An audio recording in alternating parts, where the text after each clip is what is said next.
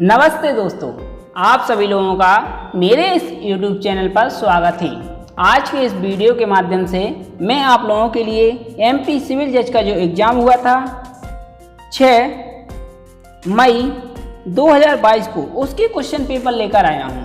इसके 2 पार्ट मैंने अपने YouTube चैनल पर पहले ही अपलोड कर दिए हैं। आपने अभी तक उन्हें नहीं देखा है तो जाकर देख लीजिए।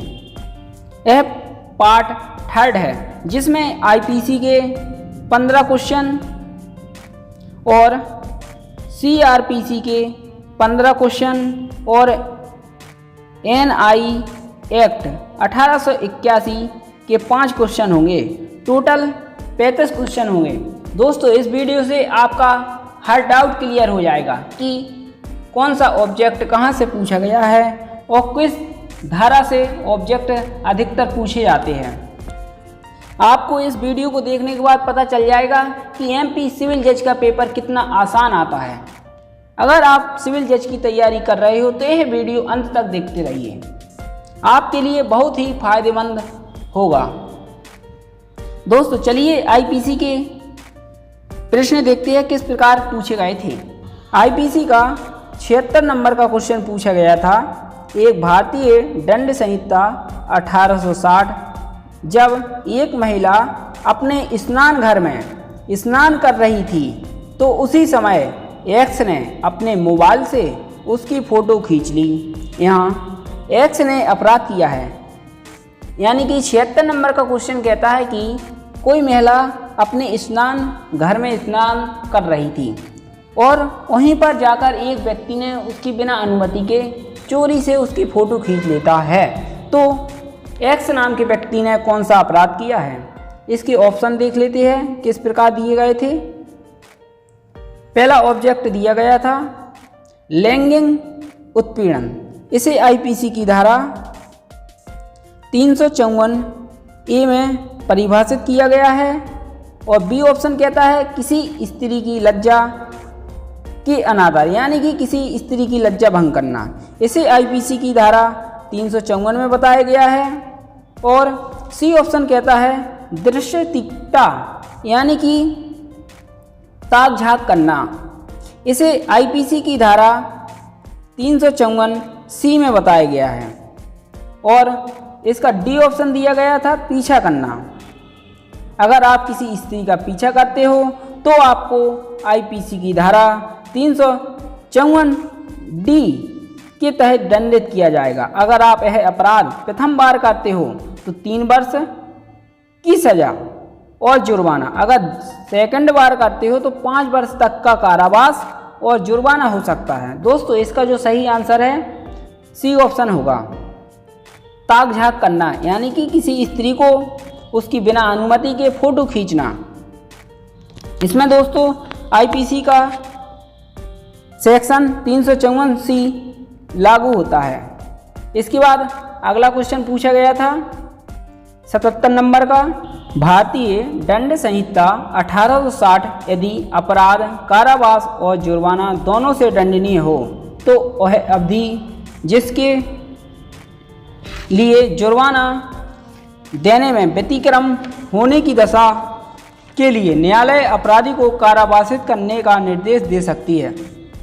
इसे IPC की धारा 65 से पूछा गया था। IPC की धारा 65 कहती है जबकि कारावास और जुर्माना दोनों आदिष्ट किए जा सकते हैं तब जुर्माना ना देने पर कारावास की अवधि क्या होगी? कारावास की अवधि होगी 1/4 से अधिक नहीं होगी। इसके ऑप्शन 4 इस प्रकार दिए गए थे। पहला ऑप्शन दिया गया था कारावास की उस अवधि के बराबर होगी जो अपराध के लिए अधिकतम है, यह हो नहीं सकता। दूसरा ऑप्शन कहता है कारावास की उस अवधि की आधी होगी, आधी से अधिक ना होगी जो अपराध के लिए अधिकतम नियत है। सी ऑप्शन कहता है कारावास की उस अवधि की 1/3 से अधिक नहीं हो, 1/3 हो नहीं सकती, 1/4 है।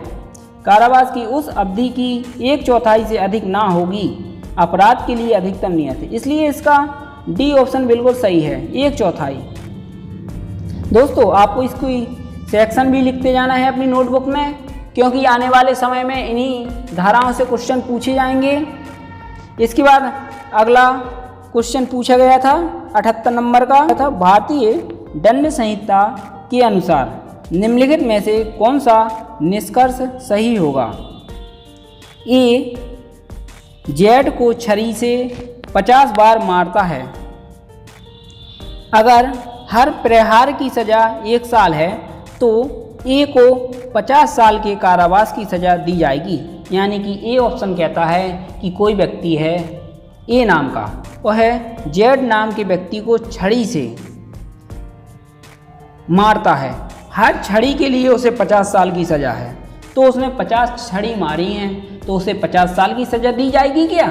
बिल्कुल गलत है दोस्तों, उसे 50 साल की सज़ा नहीं दी जाएगी। चाहे आप उसको 1 छड़ी मारो या 5 छड़ी मारो या 50 छड़ी मारो, आपको जो सज़ा दी जाएगी एक ही बार दी जाएगी, 1 छड़ी की। और इसका दूसरा कहता है, जब ए जेड को मार रहा है, वाई हस्तक्षेप करता है और ए जानबूझकर वाई की मृत्यु कारित कर देता है। ए स्वेच्छा से जेड को चोट पहुंचाने के लिए एक दंड और वाई की हत्या के लिए दूसरे दंड के लिए उत्तरदायी है। दोस्तों, यह दूसरा ऑप्शन बिल्कुल सही है। इसके ऑब्जेक्ट देख लेते हैं।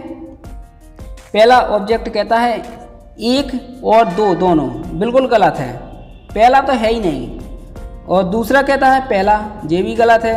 और तीसरा कहता है दूसरा, केवल दूसरा ही सही है, इसलिए इसका सी ऑप्शन बिल्कुल सही होगा।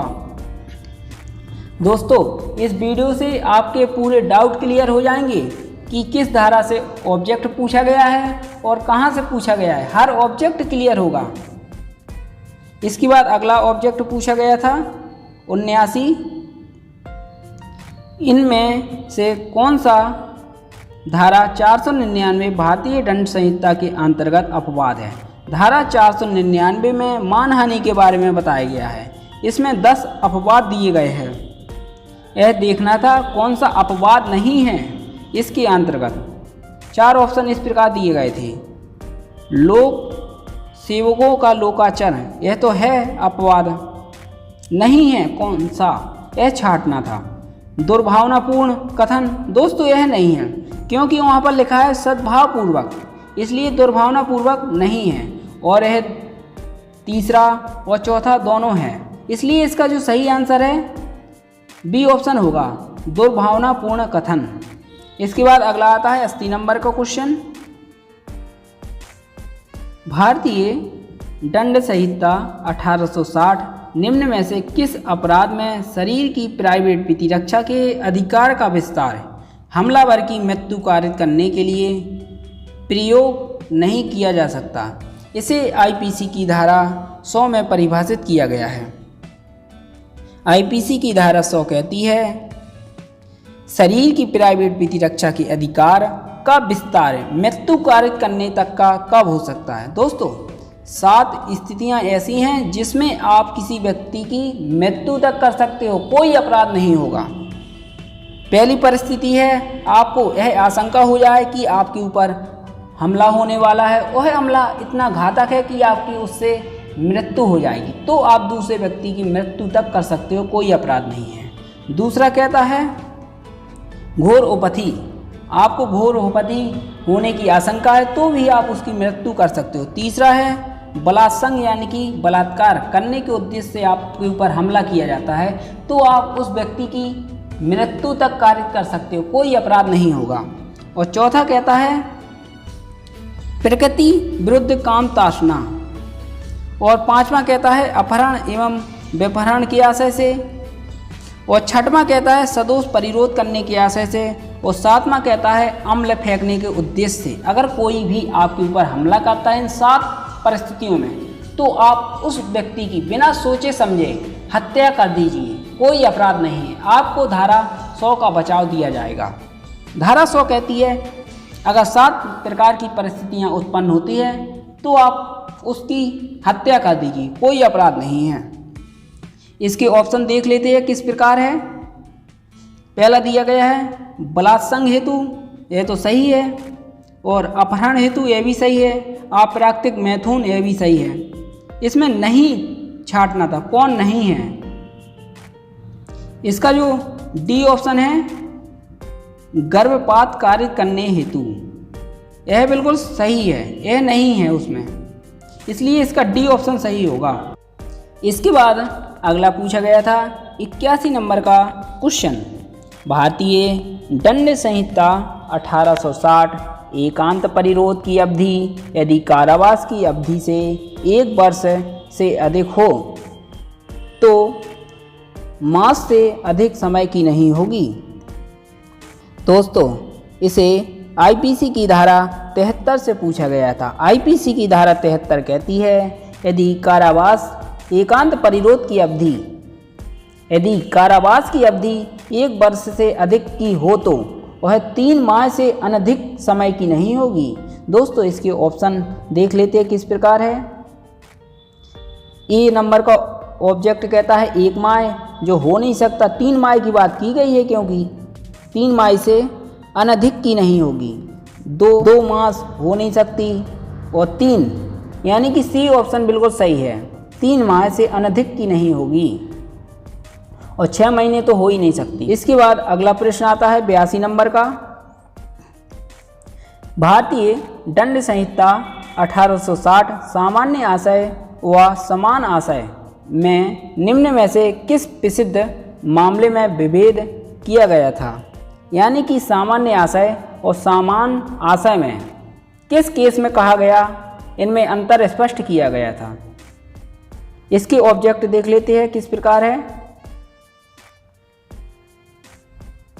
पहला ऑब्जेक्ट है बरेंद्र कुमार घोष बनाम किंग 1925 पीसी फर्स्ट 1, यानी कि जो ये बरेंद्र कुमार का मामला था पोस्ट ऑफिस से संबंधित था। इसमें तो स्पष्ट नहीं किया गया समान आशय और सामान्य आशय को। और जो महबूब शाह बनाम एम्पायर है 1943 पीसी 118 में, इसमें दोस्तों स्पष्ट किया गया था समान आशय और सामान्य आशय में अंतर। दोस्तों, इसलिए इसका बी ऑप्शन ही सही है। बी ऑप्शन बिल्कुल सही है, ये दोनों हो नहीं सकते। इसके बाद अगला पूछा गया था 83 नंबर का क्वेश्चन, भारतीय दंड संहिता में व्यपहरण कितने प्रकार का होता है? दोस्तों, इसे आईपीसी की धारा 359 से पूछा गया था, जो बात करती है व्यपहरण के बारे में। व्यपहरण 2 प्रकार के होते हैं। पहला होता है भारत में से व्यपहरण, और दूसरा होता है विधिपूर्ण संरक्षकता में से व्यपहरण। दोस्तों, इसके ऑब्जेक्ट देख लेते हैं किस प्रकार है। इसमें पहला ऑब्जेक्ट दिया गया था 1, बिल्कुल गलत है, और दूसरा 3, ये भी गलत है, और तीसरा दिया गया था 4, ये भी गलत है, और चौथा दिया गया था 2, यानी कि व्यपहरण 2 प्रकार के होते हैं। ये बिल्कुल सही है, डी ऑप्शन बिल्कुल सही है। इसके बाद अगला प्रश्न पूछा गया था 84वां, भारतीय दंड संहिता की किस धारा के तहत सार्वजनिक या निजी अस्पतालों द्वारा किसी पीड़ित का उपचार न किया जाना दंडनीय अपराध है? दोस्तों, इसके ऑब्जेक्ट इस प्रकार दिए गए थे। धारा 165A को निश्चित कर दिया गया है, और धारा 376D कहती है सामूहिक बलात्संग के बारे में, और धारा 166B कहती है पीड़ित का उपचार करने के लिए दंड। अगर धारा 166B के तहत सार्वजनिक या निजी अस्पताल किसी पीड़ित का उपचार नहीं करते हैं तो उसे धारा 166B के तहत दंडित किया जाएगा, जिसमें दंड के बारे में बताया गया है। और दोनों में से किसी भी भांति के कारावास जिसकी अवधि 1 साल या जुर्माना या दोनों हो सकती है। दोस्तों, इसलिए इसका सी ऑप्शन सही है। और धारा 288A आईपीसी में कहीं भी नहीं है, यानी कि 288A आईपीसी में नहीं है, इसलिए इसका सी ऑप्शन बिल्कुल सही है। इसके बाद अगला प्रश्न पूछा गया था 85, भारतीय दंड संहिता की धारा 90 के तहत 12 वर्ष से कम आयु के बालक द्वारा दी गई सम्मति को सम्मति नहीं माना जाता है। 12 वर्ष से कम आयु के बालकों द्वारा। दोस्तों इसे धारा 90 से पूछा गया था। धारा 90 कहती है सम्मति जिसके संबंध में यह ज्ञात हो कि वह भय या भ्रम के अधीन दी गई है। दोस्तों इसके ऑब्जेक्ट देख लेते हैं। पहला ऑब्जेक्ट पूछा गया था 7 वर्ष, बिल्कुल हो नहीं सकता। बी कहता है 5 वर्ष, ये भी नहीं है। और सी 12 वर्ष, जो बिल्कुल सही है। 12 वर्ष से कम आयु के बालक द्वारा दी गई सम्मति को सम्मति नहीं माना जा सकता, इसलिए इसका सी ऑप्शन बिल्कुल सही है। इसके बाद अगला क्वेश्चन पूछा गया था 86। भारतीय दंड संहिता 1860 बलात्संग से पीड़ित की पहचान या नाम का प्रकटीकरण करना भारतीय दंड संहिता की धारा ... में परिभाषित दंडनीय अपराध है। इसके 4 ऑप्शन इस प्रकार दिए गए थे। धारा 354 डी कहती है सामूहिक बलात्संग के बारे में, और धारा 376 ई कहती है पुनरावृत्तिकर्ता अपराधियों के लिए दंड, और धारा 229 कहती है जूरी सदस्य या असेसर का प्रतिरूपण, और धारा 228 ए कहती है कतिपय अपराधों आदि से पीड़ित व्यक्ति की पहचान का प्रकटीकरण करना। जो धारा 228 ए है, डी ऑब्जेक्ट बिल्कुल सही होगा। इसके बाद अगला क्वेश्चन आता है 87। न्यायालय शब्द को भारतीय दंड संहिता की किस धारा में परिभाषित किया गया है? यानी कि न्यायालय शब्द को किस धारा में बताया गया है? धारा 17 में बताया गया है सरकार, और धारा 19 में न्यायाधीश शब्द को परिभाषित किया गया है, और धारा 18 में भारत शब्द को परिभाषित किया गया है, और धारा 20 में न्यायालय शब्द को परिभाषित किया गया है। इसलिए इसका डी ऑप्शन बिल्कुल सही होगा, धारा 20। इसके बाद अगला क्वेश्चन पूछा गया था 88 नंबर का।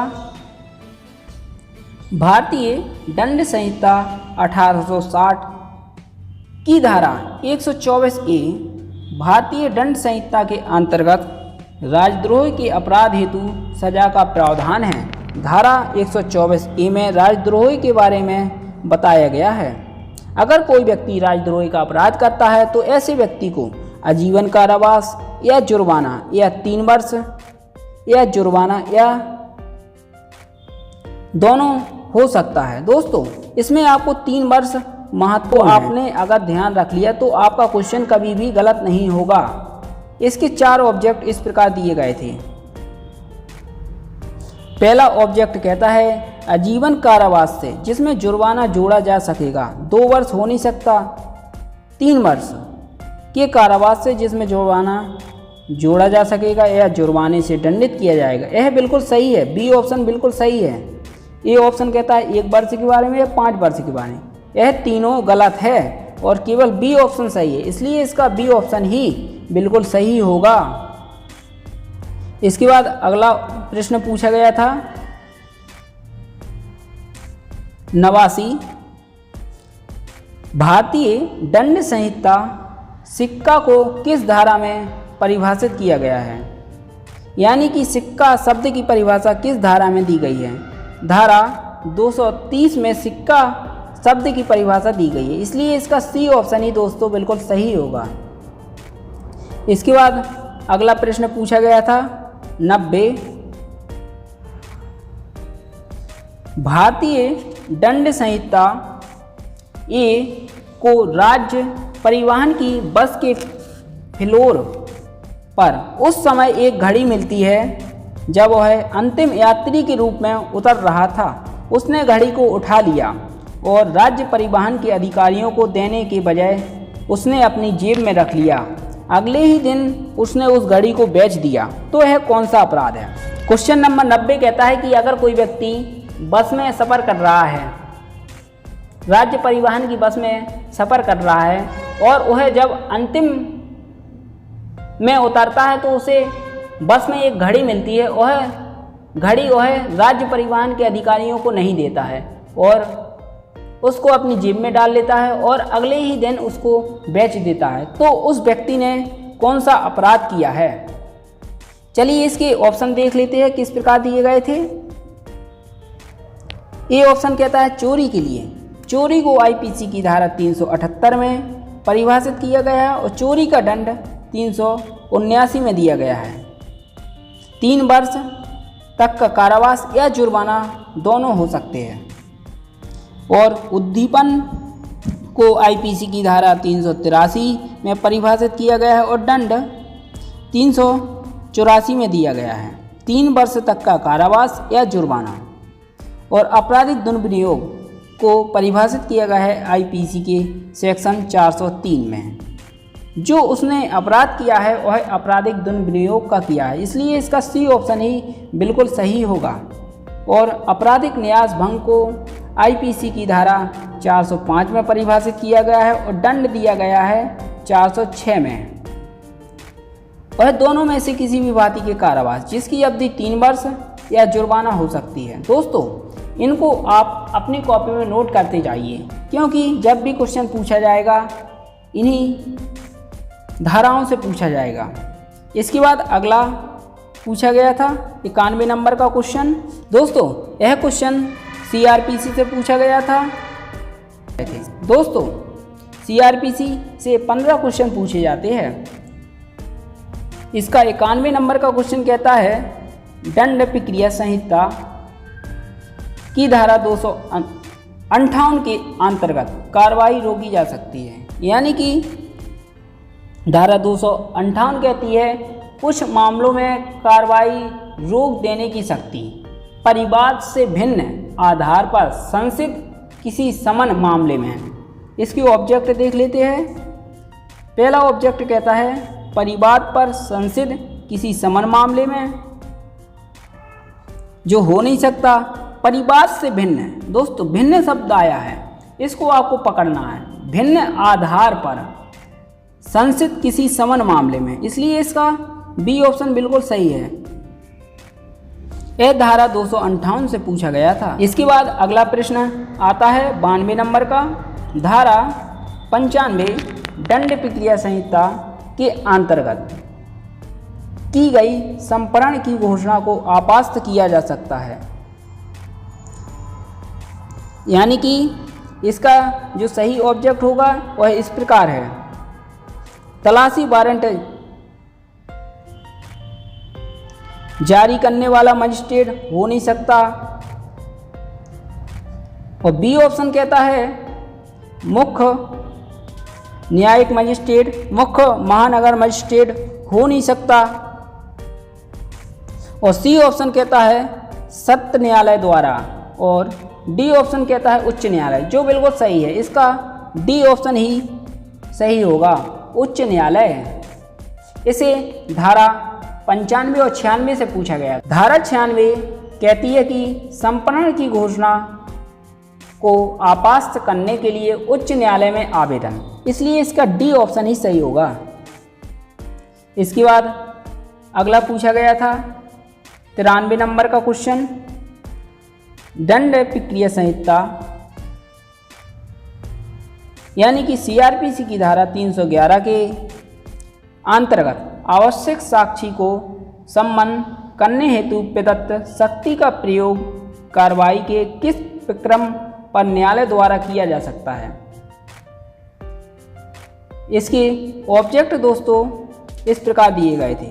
यह क्वेश्चन पूछा गया था धारा 311 से। धारा 311 कहती है आवश्यक साक्षी को समन करने या उपस्थित व्यक्ति की परीक्षा करने की शक्ति निर्णय घोषित किए जाने के पूर्व कभी भी। दोस्तों इसका पहला ऑब्जेक्ट कहता है अभियोजन साक्ष्य समाप्त करने के पूर्व कभी भी, प्रतिरक्षा साक्ष्य समाप्त करने के पूर्व कभी। इसका सी ऑप्शन कहता है अंतिम तर्क श्रवण किए जाने के पूर्व कभी भी। डी ऑप्शन कहता है निर्णय घोषित किए जाने के पूर्व कभी भी। इसका जो डी ऑप्शन है बिल्कुल सही होगा। इसके बाद अगला क्वेश्चन पूछा गया था 94 नंबर का सीआरपीसी की धारा 309 के अंतर्गत जांच या विचारण के दौरान मजिस्ट्रेट अभियुक्त को अभिरक्षा में प्रतिपेषित कर सकता है। इसे धारा 309 से पूछा गया था। धारा 309 कहती है कार्रवाई को मुलतवी या स्थगित करने की शक्ति, यानी कि कार्रवाई को स्थगित करने की शक्ति। इसे धारा 309 की उपधारा 2 के परंतु से पूछा गया था, जो कहता है कोई मजिस्ट्रेट किसी अभियुक्त को इस आधार के अधीन एक समय में 15 दिन से अधिक की अवधि के लिए अभिरक्षा में प्रतिपेषित नहीं कर सकेगा। यानी कि दोस्तों यहाँ पर 15 दिन काफ़ी महत्वपूर्ण है। इसके ऑप्शन देख लेते हैं। पहला ऑब्जेक्ट कहता है एक माह में अधिकतम 1 महीने के लिए, जो बिल्कुल गलत है। एक बार में अधिकतम 15 दिन के लिए, इसलिए इसका जो बी ऑप्शन है वह बिल्कुल सही है। इसे पूछा गया था धारा 309 की उपधारा 2 के परंतु से पूछा गया था। इन्हें दोस्तों आप लिखते जाइए। धारा 309 की उपधारा 2 काफ़ी महत्वपूर्ण है, आपको डिटेल से पढ़ना है इस धारा को। इसके बाद अगला क्वेश्चन पूछा गया था 95 दंड प्रक्रिया संहिता, यानी कि सीआरपीसी की धारा 200 के तहत मजिस्ट्रेट के लिए परिवादी या साक्षियों की परीक्षा करना आवश्यक ना होगा। इसे अध्याय 15 से पूछा गया था, जो बात करता है मजिस्ट्रेटों के परिवाद के बारे में। धारा 200 कहती है कि परिवादी की परीक्षा। यह क्वेश्चन धारा 200 के खंड ए से पूछा गया था, जो कहता है यदि परिवाद अपने पदीय कर्तव्यों के निर्वहन में कार्य करने वाले या कार्य करने का तात्पर्य रखने वाले लोक सेवक द्वारा या न्यायालय द्वारा किया गया है, अथवा दोस्तों इसके अब ऑब्जेक्ट देख लेते हैं किस प्रकार है। पहला ऑब्जेक्ट दिया गया था यदि परिवादी के शपथ पत्र से परिवाद समर्थित है, और बी ऑप्शन कहता है यदि परिवाद अपने पदीय कर्तव्यों के निर्वहन में कार्य करने वाले लोक सेवक द्वारा किया गया कार्य। इसे पूछा गया था धारा 200 के खंड ए से पूछा गया था, जो परिवाद अपने पदीय कर्तव्यों के निर्वहन में कार्य करने वाले लोक सेवक द्वारा किया गया, इसलिए इसका बी ऑब्जेक्ट बिल्कुल सही है। सी ऑब्जेक्ट कहता है यदि परिवादी वरिष्ठ नागरिक है, यह बिल्कुल गलत है, ये भी बिल्कुल गलत है, इसलिए इसका बी ऑब्जेक्ट बिल्कुल सही है। इसके बाद अगला पूछा गया था 96 नंबर का, किस मामले में उच्चतम न्यायालय ने यह अभिनिर्धारित किया कि सीआरपीसी की धारा 125 सभी लोगों पर लागू होती है, चाहे वे किसी भी धर्म के हो। यानी कि किस मामले में यह अभिनिर्धारित किया गया कि जो सीआरपीसी की धारा 125 है वह सभी लोगों पर लागू होती है, चाहे वह किसी भी धर्म का हो। सीआरपीसी की धारा 125 कहती है पत्नी, संतान और माता पिता के भरण पोषण के लिए आदेश। इसके ऑब्जेक्ट देख लेते हैं दोस्तों किस प्रकार दिए गए थे। पहला ऑब्जेक्ट कहता है उमर खान बनाम गुलशन बेगम, यह केस है 1992 का। इन केस की दोस्तों ऑप्शन लिखते जाइए अपनी कॉपी में। और मोहम्मद अहमद खान बनाम शाह बानो बेगम, यह केस है AIR 1985 का। बी नंबर का जो ऑब्जेक्ट है अहमद खान बनाम शाह बानो बेगम, बिल्कुल सही ऑब्जेक्ट है, क्योंकि इसी केस में कहा गया था कि सीआरपीसी की धारा सभी लोगों पर लागू होती है, चाहे वह किसी भी धर्म का हो, इसलिए इसका बी ऑब्जेक्ट बिल्कुल सही है। यह केस था AIR 1985 का। आप इसकी सन भी नोट कर लीजिए दोस्तों। इसके बाद अगला पूछा गया था 97 नंबर का क्वेश्चन, सीआरपीसी की कौन सी धारा यह उपबंध करती है कि किसी मामले का भार साधक लोक अभियोजक निर्णय सुनाए जाने के पूर्व किसी समय किसी व्यक्ति के अभियोजन को उस अपराध के बारे में जिसके लिए उस व्यक्ति का विचारण किया जा रहा है न्यायालय की सम्मति से वापस ले सकता है। इसके 4 ऑब्जेक्ट इस प्रकार दिए गए थे। ऑब्जेक्ट पहला कहता है धारा 304(4) इसमें आपको इसके उपखंड 1 और बी पढ़ लेना है। पेज नंबर 305 पर दिए गए हैं दोस्तों। और इसके बाद ऑब्जेक्ट 2 यानी कि बी नंबर का ऑब्जेक्ट कहता है धारा 320(a) बात करता है अपराधों का समन सारणी के बारे में। जो आईपीसी में दंडनीय अपराध बताए गए हैं उनके समन के बारे में, इसको भी आपको देख लेना है। और धारा 321 बात करती है अभियोजन वापस लेना। इसका जो सी ऑप्शन है वह बिल्कुल सही होगा, अभियोजन वापस लेना। और धारा 313 बात करती है अभियुक्त की परीक्षा करने की शक्ति। इसके बाद अगला प्रश्न पूछा गया था 98 नंबर का, सीआरपीसी की 1973 पुलिस अभिरक्षा अधिकृत करने की अभियुक्त को मजिस्ट्रेट के समक्ष प्रस्तुत करना होगा। इसके 4 ऑब्जेक्ट इस प्रकार दिए गए थे। पहला व्यक्तिगत रूप से, जो बिल्कुल सही है, मजिस्ट्रेट के समक्ष उसे व्यक्तिगत रूप से प्रस्तुत करना होगा। अधिवक्ता के माध्यम से गलत है, ये भी गलत, ये भी गलत, इसलिए इसका ए ऑप्शन बिल्कुल सही है। इसके बाद अगला प्रश्न पूछा गया था 99, सीआरपीसी की धारा 468 के अनुसार 1 वर्ष से अधिक किंतु 3 वर्ष से अनधिक के कारावास से दंडनीय अपराध के संज्ञान लेने का मियाद काल है। दोस्तों इसे धारा 468 से पूछा गया था, जो बात करती है परिसीमा काल की समाप्ति के पश्चात संज्ञान का वर्जन। धारा 468 की उपधारा 1, 468 की उपधारा 1 के खंड सी से इसे पूछा गया, जो बात करती है 3 वर्ष होगा यदि अपराध 1 वर्ष से अधिक किंतु 3 वर्ष से अनधिक की अवधि के लिए कारावास से दंडनीय है। दोस्तों इसके ऑब्जेक्ट देख लेते हैं। पहला ऑब्जेक्ट कहता है 1 वर्ष, जो हो नहीं सकता, 2 वर्ष भी नहीं है, 3 वर्ष बिल्कुल सही है, इसलिए इसका सी नंबर का ऑब्जेक्ट बिल्कुल सही होगा, 4 वर्ष हो नहीं सकता। इसके बाद अगला पूछा गया था 100 नंबर का क्वेश्चन, धारा 357 का 2 दंड प्रक्रिया संहिता के अंतर्गत प्रतिकर की मात्रा का निर्धारण कौन करेगा। इसे पूछा गया था दोस्तों सीआरपीसी की धारा 357(a)(2) से में बताया गया है कि जब कभी न्यायालय द्वारा प्रतिकर के लिए सिफारिश की जाती है तो यथास्थिति जिला विधिक सेवा या राज्य विधिक सेवा प्राधिकरण उपधारा 1 में निर्दिष्ट योजना के अधीन अधिनिर्णित किए जाने वाले प्रतिकर की मात्रा का विनिश्चय करेगा।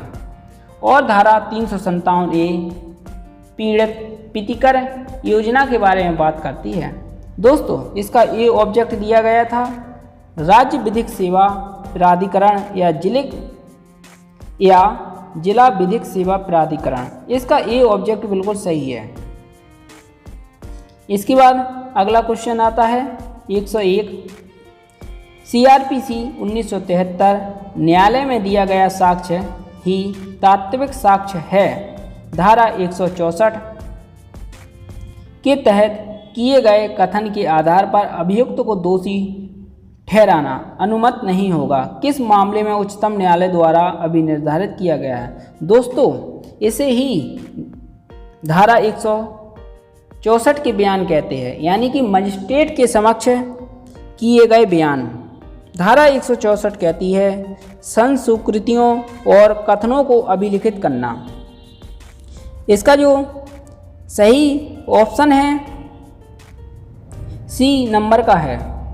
सोमा सुंदर सोमू बनाम राज्य प्रतिनिधित्व द्वारा पुलिस उपायुक्त, इसलिए इसका सी ऑप्शन बिल्कुल सही होगा।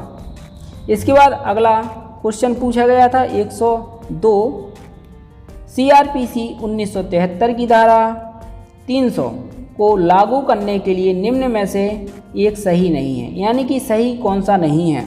धारा 300 कहती है एक बार दोष सिद्ध या दोष मुक्त किए गए व्यक्ति का उसी अपराध के लिए विचारण ना किया जाएगा। इसके 4 ऑब्जेक्ट इस प्रकार दिए गए थे। पहला ऑब्जेक्ट कहता है कि आरोपी का उसी अपराध के बारे में पूर्व में विचारण हो चुका हो।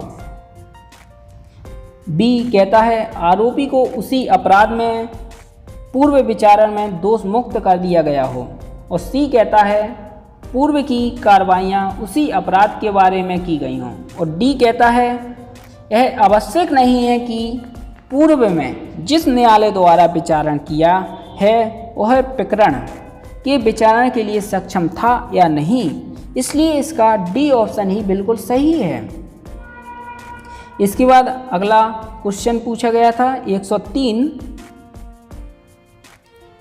सीआरपीसी 1973 उच्चतम न्यायालय द्वारा इस मामले में यह अभिनिर्धारित किया था कि एक ही घटना की कोई दूसरी प्रथम सूचना रिपोर्ट नहीं हो सकती है। ऐसे मामले में पहले दर्ज की गई प्रथम सूचना रिपोर्ट को मुख्य प्रथम सूचना रिपोर्ट और अन्य सभी को धारा 162 सीआरपीसी के अधीन कथन माना जाएगा। दोस्तों, धारा 162 के बारे में पूछा गया था, किस केस में यह कहा गया। इसके ऑब्जेक्ट इस प्रकार है। पहला ऑब्जेक्ट कहता है कुलदीप यादव और अन्य बनाम मध्य प्रदेश राज्य, यह हो नहीं सकता। और दूसरा है अमीश देवगन बनाम भारत संघ और अन्य, यह केस है 7 दिसंबर 2020 का। इसकी दोस्तों आप सन नोट कर लीजिए।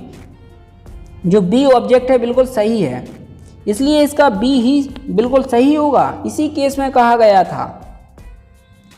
इसके बाद अगला क्वेश्चन आता है 104 सीआरपीसी की धारा 293 किस सरकारी वैज्ञानिक विशेषज्ञ पर लागू नहीं होगी।